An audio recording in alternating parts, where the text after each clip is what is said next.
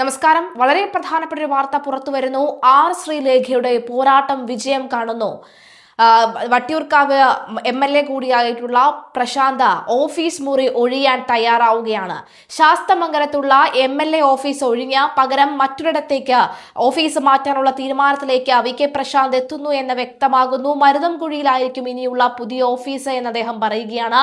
ശാസ്തമംഗലത്ത് കഴിഞ്ഞ കുറെ വർഷങ്ങളായി അദ്ദേഹം പ്രവർത്തനം ആരംഭിച്ചു വരികയായിരുന്നു, പ്രവർത്തനം നടത്തി വരികയായിരുന്നു. ശാസ്തമംഗലത്ത് തന്നെയാണ്, ഇതേ ഓഫീസിൽ തന്നെയാണ്, കോർപ്പറേഷന്റെ നഗരസഭയുടെ കെട്ടിടത്തിൽ തന്നെയാണ് MLA ഓഫീസും അതുപോലെ തന്നെ കൗൺസിലർ ഓഫീസും ഉണ്ടായിരുന്നത്. കഴിഞ്ഞ വർഷങ്ങളിലൊക്കെ തന്നെ ഉണ്ടായിരുന്ന കൗൺസിലർമാർ അവിടെ തന്നെയാണ് പ്രവർത്തിച്ചിരുന്നത്. എന്നാൽ ശ്രീലേഖ കൗൺസിലറായി വന്നപ്പോൾ അവിടെയുള്ള പരിമിതികൾ ചൂണ്ടിക്കാണിച്ചുകൊണ്ട് ഓഫീസ് ഒന്ന് മാറിത്തരണം അല്ലെങ്കിൽ ഓഫീസ് ഒഴിയണം എന്ന ഒരു ആവശ്യം മുന്നോട്ട് വെച്ചിരുന്നു.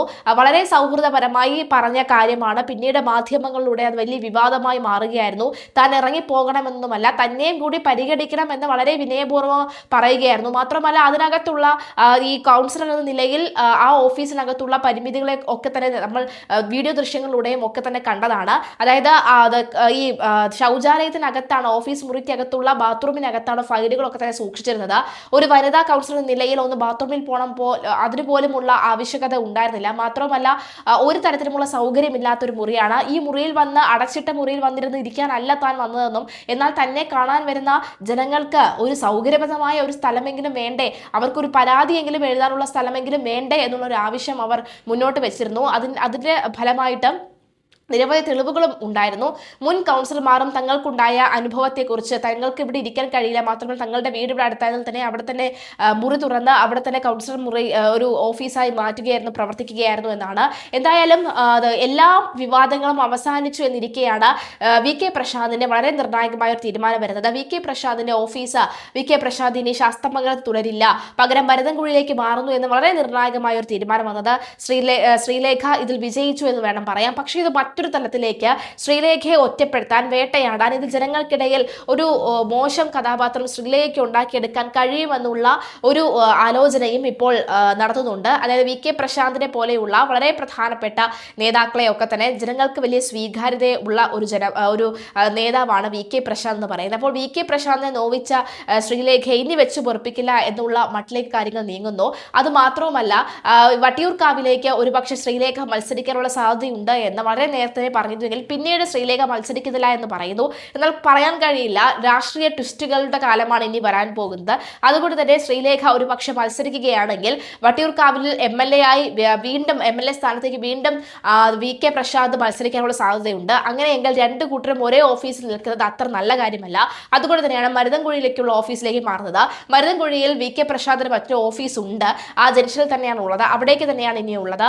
നേരത്തെ ശ്രീലേഖ പറയുന്നുണ്ടായിരുന്നു, ഈ കെട്ടിടത്തിന്റെ മുക്കാൽ ഭാഗവും അദ്ദേഹം അടക്കി വാഴുകയാണ്, കൈയടക്കി വെച്ചിരിക്കുകയാണെന്ന് വേണമെങ്കിൽ പറയാം. 2 AC ഒക്കെ ഇട്ട്, ഫാനും ഒക്കെ ഇട്ട്, ലൈറ്റൊക്കെ ഇട്ട്, ബൗൺസർമാരെ പോലെയുള്ള 2 ആൾക്കാർ വെളിയിലൊക്കെ നിന്ന് അങ്ങനെ തനിക്ക് പ്രവർത്തിക്കാൻ കഴിയാത്ത രീതിയിൽ അവർ ഈ ഒരു ബിൽഡിംഗ് അടക്കി വാഴുന്നു എന്ന് വേണമെങ്കിൽ പറയാമെന്നുള്ള രീതിയിൽ നേരത്തെ തന്നെ പറയുന്നുണ്ടായിരുന്നു. മാത്രമല്ല, VK പ്രശാന്തിന്റെ നെയിം ബോർഡിന്റെ തൊട്ട് മുകളിലായി, MLAയുടെ നെയിം ബോർഡിന്റെ തൊട്ട് മുകളിലായി കൗൺസിലറുടെ നെയിം ബോർഡ് അടക്കമുള്ളവ വരികയും ഒക്കെ ചെയ്തിരുന്നു. അതും വലിയ വിവാദമായിരുന്നു. എന്തായാലും VK പ്രശാന്തിനെ റെയ്ഡ് ശ്രീലേഖ എന്നാണ് എല്ലാവരും അറിയപ്പെടുന്നത്. റെയ്ഡ് ശ്രീലേഖ അടിച്ചിറക്കിയെന്ന് വേണമെങ്കിൽ പറയാം. എന്തായാലും ആ നിർണായക തീരുമാനത്തിലേക്ക് VK പ്രശാന്ത് എത്തുകയാണ്.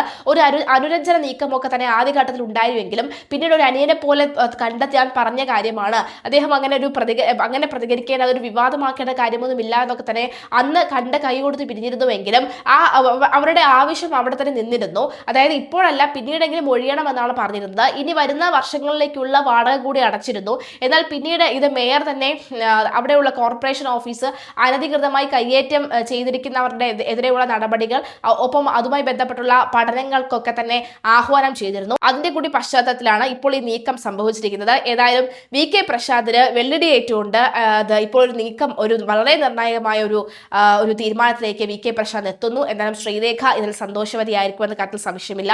രാഷ്ട്രീയപരമായി BJP യുമായി തന്നെ ഒന്നും തന്നെ ആലോചിക്കാതെയുള്ളൊരു നീക്കമായിരുന്നു ശ്രീലേഖ നടത്തിയിരുന്നത്. എന്നാൽ പിന്നീട് നമ്മുടെ മേയർ തന്നെ പറഞ്ഞിരുന്നു കൃത്യമായി പരിശോധിച്ചതിന് ശേഷം മാത്രം ഉത്തരം പറയാമെന്നുള്ളത്. അങ്ങനെയാണ് ഇത്തരത്തിൽ കോർപ്പറേഷന്റെ കെട്ടിടം തന്നെയാണ് അത് എന്ന് പറയുന്നു. വളരെ തുച്ഛമായ തുകയാണ് വാടക തരുന്നത് എന്ന് പറയുന്നു. എന്തായാലും ശ്രീലേഖയുടെ പോരാട്ടം വിജയം കണ്ടിരിക്കുന്നു എന്നാണ് വ്യക്തമാകുന്നത്. വളരെ സൗഹാർദ്ദപരമായിട്ട് സ്നേഹത്തിന്റെ ഭാഷയിൽ ഞാൻ ഒരു സഹോദരൻ എന്ന നിലയ്ക്ക് ഞാൻ ഒഴിയാൻ പറ്റുമെങ്കിൽ ഒന്ന് പരിഗണിക്കണേ, ഉടനെ വേണ്ട, ആലോചിച്ചിട്ട് പറഞ്ഞാൽ മതി എന്നൊക്കെയുള്ള നിലയിൽ സംസാരിച്ച് വെച്ചത് അദ്ദേഹം ഇത് ഇത്ര വലിയ ഒരു വിവാദമാക്കുമെന്ന് പ്രതീക്ഷിച്ചില്ല. ഞാൻ അതിനെന്തെങ്കിലും രാഷ്ട്രീയ താല്പര്യം കാണും അറിയില്ല.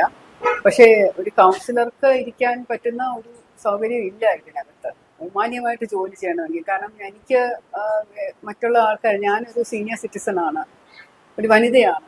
അപ്പൊ അതുകൊണ്ട് എനിക്കിവിടെ മറ്റുള്ളവരെ പോലെ ഇങ്ങനെ ഓടി നടന്ന് സ്കൂട്ടറിൽ നടന്ന് ചെയ്യാൻ ബുദ്ധിമുട്ടാണ്. അപ്പൊ അതുകൊണ്ട് അസുഖമുള്ളവർക്ക്, പ്രായമായിട്ടുള്ളവർക്ക്, വികലാംഗരായിട്ടുള്ളവർക്ക്, വീൽചെയറിലിരിക്കുന്നവർക്ക്, അവർക്കൊക്കെ ഞാൻ അങ്ങോട്ട് വീട്ടിൽ പോയി ചെയ്യും. അതൊന്നും ഇങ്ങോട്ട് വരണ്ട, ഞാൻ അങ്ങോട്ട് പോയി അവർക്ക് വേണ്ട സേവനം ചെയ്യും.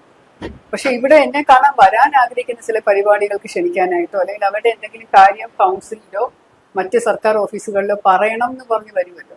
അപ്പൊ അവർക്ക് ഇവിടെ ഇന്ന് എഴുതണ്ടേ, എനിക്കൊരു കത്തെഴുതി അവരുടെ കൈ കൊടുത്തു വിടുമോ, അല്ലെങ്കിൽ ആ കൺസേൺഡ് ഓഫീസിൽ ഒരു കത്തെഴുതി കൊടുക്കുകയോ വിളിച്ച് പറയുമ്പോൾ ചെയ്യേണ്ട ഒരു സൗകര്യം. അപ്പൊ അങ്ങനെയുള്ള സൗകര്യമുള്ള സ്ഥലമല്ല. പിന്നെ ഇടയ്ക്ക് പെട്ടെന്ന് എനിക്ക് ബാത്റൂമിൽ പോകണമെന്ന് തോന്നിയാൽ എനിക്ക് എവിടെ പോകണം എന്നും അറിയില്ല. കാരണം ഈ ബാത്റൂം വർക്ക് ചെയ്യുന്നില്ല. ഇവിടെ മുഴുവൻ ഫയലും സാധനം വെച്ചത് കൊണ്ട് വെള്ളം പോലും ഇല്ല അതിനകത്ത്. അപ്പൊ അങ്ങനെ ഒരു സാഹചര്യം. ഇപ്പൊ ഇവിടെ കുടിക്കാനായിട്ട് വെള്ളം കുടിക്കാനുള്ള ഒരു സംവിധാനം, കുടിക്കാൻ വെള്ളം വെക്കാനുള്ള സംവിധാനം, അങ്ങനെ ആരെങ്കിലും വന്നാ ഒരു ചായ കൊടുക്കാനുള്ള സംവിധാനം അങ്ങനെയൊന്നും ഇല്ല. അപ്പൊ ഈ ഒരു 80 സ്ക്വയർ ഫീറ്റ് ആണ് എന്നാണ് തോന്നുന്നത്. 80 ആണ്. ബാത്റൂം ഉൾപ്പെടെയാണ് 100 എന്ന് പറയുന്നത്. അപ്പൊ അങ്ങനെയുള്ള ഒരു സാഹചര്യത്തില് ഇതുപോലെയുള്ള ഒരു മുറിയുടെ വളരെ പ്രയാസമായിരിക്കും, ശ്വാസം മുട്ടും. അപ്പുറത്തെ റിസപ്ഷൻ ഏരിയയിലും MLA യുടെ മുറിയിലൊക്കെ AC വെച്ചിട്ടുണ്ട്. ഇവിടെ ആണെങ്കിൽ അതും ഇല്ല. അപ്പൊ അതൊക്കെ കൊണ്ട് ഒരു AC എന്തെങ്കിലും ഉണ്ടായിരുന്നെങ്കിൽ കുറച്ചും കൂടെ സൗകര്യമായിരുന്നു. പക്ഷെ അതും ഇല്ല. അപ്പൊ ഇതിന്റെ ഇത്രയും കോർപ്പറേഷൻ അതിന്റെ ചെലവൊക്കെ വഹിച്ച് അതിന്റെ കറന്റും വാട്ടർ ചാർജും ഒക്കെ കൊടുത്തിട്ട് കൗൺസിൽ ബിൽഡിങ് കൗൺസിലർക്ക് വേണ്ടി അലോട്ട് ചെയ്ത ഫസ്റ്റ് ഫ്ലോർ. പക്ഷെ കൗൺസിലർക്ക് ഇവിടെ വെള്ളമില്ല, കറണ്ട് ഇല്ല, AC ഇല്ല, ഇലക്ട്രിസിറ്റി ഉപയോഗിക്കുന്നത് മുഴുവനും മറ്റ് 350 സ്ക്വയർ ഫീറ്റ് എടുത്തിരിക്കുന്ന ആളാന്നൊക്കെ ഉള്ള ഒരു കാര്യം നമ്മൾ കാണുമ്പോൾ ബുദ്ധിമുട്ട് കാണുമല്ലോ. കൂടാതെ പണ്ട് ബിന്ദു എന്ന് പറയുന്ന കൗൺസിലർ ഇരുന്ന സ്ഥലമാണ് ആ ഫുൾ ഏരിയ. ഇത് ബാത്റൂമിന്റെ ആന്റി റൂം എന്ന് പറയുന്ന സ്ഥലമാണ്. ശരിക്കും ഇതാണ് സ്റ്റോറേജ് റൂം. നിങ്ങൾ നിങ്ങൾക്ക് മുകളിൽ സ്റ്റോറേജ് ചെയ്യാനുള്ള സ്ഥലം. ഇവിടെയാണ് ഷെൽഫ് ഇട്ട് സ്റ്റോറേജ് റൂമും റെസ്റ്റ് റൂമും, പിന്നെ അതാണ് ബാത്റൂം. അതൊരു ഹോളായിട്ട് ബിന്ദു ഇരുന്നിരുന്ന സ്ഥലമാണ്. പക്ഷെ സംഭവം പ്രശാന്ത് വന്നതിന് ശേഷം അത് അദ്ദേഹം കൈയടക്കി എന്ന് പറയുന്നത് തന്നെയാണ് ശരി. അത് പറയുന്നത് ഇനി വിവാദമാകുമോ എന്ന് എനിക്കറിയില്ല. എന്ത് പറഞ്ഞാലും വിവാദമാണല്ലോ. അദ്ദേഹം അതൊരു പാർട്ടീഷൻ ചെയ്ത് 2 AC ഒക്കെ വെച്ച് ഇരിക്കുന്നു സ്വസ്ഥമായിട്ട്. അപ്പോ കൗൺസിലർ ഇവിടെ ഇരിക്കാൻ പറ്റാത്ത സാഹചര്യം ആയതുകൊണ്ട് ബിന്ദുവിന് ശേഷം ആരും ഇരുന്നിട്ടില്ല. മസൂദൻ നായർ വന്നിരുന്ന് അങ്ങനെ ജോലി ചെയ്യുന്ന ഒരു ശീലം ഇവിടെ ഇരിക്കാൻ പറ്റില്ലല്ലോ. അദ്ദേഹം തന്നെ പറഞ്ഞതാണ്, ഞാനൊരു 2 മാസത്തേക്ക് ശ്രമിച്ചു, പറ്റാത്തതുകൊണ്ട് നിർത്തി എന്ന് പറഞ്ഞതാണ്. അപ്പൊ അങ്ങനെ അദ്ദേഹം ഇരിക്കാൻ ഉദ്ദേശിക്കുന്നില്ല. പക്ഷെ ഞങ്ങള് രാവിലെ തന്നെ വന്നിട്ട് മാം ഇവിടെ വന്നോ, പ്രശാന്ത് സാർ വന്നോ എന്നുള്ളൊരു ചോദ്യം ചോദിച്ചപ്പോൾ പറഞ്ഞത് പ്രശാന്ത് സാർ എന്തായാലും ഉച്ചയ്ക്ക് ശേഷം ഇവിടെ ഉണ്ടാവും, ഒരു നിശ്ചിത സമയത്ത് സ്ഥിരമായിട്ടുണ്ടാവും. ശ്രീലേഖ മാം ആണെങ്കിലും ഇതിനു മുമ്പുള്ള BJP കൗൺസിലർ ആണെങ്കിലും അവർ വരുന്നോ പോകുന്നോ എന്നുള്ളത് ഞങ്ങളാരും കാണാറില്ല എന്നുള്ളൊരു പ്രതികരണം ഉണ്ടായിരുന്നു. എന്ത് തോന്നുന്നു അങ്ങനെയൊക്കെ കേൾക്കുമ്പോൾ? അവരെ വരാൻ സമ്മതിക്കാറില്ലാത്ത കാരണം നിങ്ങൾ അറിയാം, ഇവരുടെ ഓഫീസിന്റെ അകത്തൂടെ കയറിയാ വരേണ്ടത്. പുറത്തിരിക്കുന്ന ഈ 2 ബൗൺസർമാരെന്നുള്ള വാക്ക് ഉപയോഗിക്കാനാണ് എനിക്ക് തോന്നുന്നത്. അവരിയ്ക്കുമ്പോൾ അവരുടെ ഇടയിലൂടെയുള്ള ഒരു സ്ഥലത്തിൽ കൂടെ വേണം എൻ്റെ ഓഫീസിലേക്ക് വരാൻ. അപ്പൊ പ്രശാന്തിന്റെ ഓഫീസിന്റെ നടുക്കൂടെ കയറി വരുന്ന ബുദ്ധിമുട്ടൊക്കെ ഉള്ളത് കൊണ്ടായിരിക്കും പഴയ കൗൺസിലർമാർ വരാത്തത്. പക്ഷെ എനിക്കിവിടെ നിന്ന് ജോലി ചെയ്യാൻ പറ്റും. ഞാൻ രാവിലെയും വരും, ഉച്ചയ്ക്കും വരും. കുറച്ച് സമയം 1.5-2 മണിക്കൂറെങ്കിലും വരും. ബാക്കി സമയങ്ങൾ എനിക്ക് പല പരിപാടികളുണ്ട്.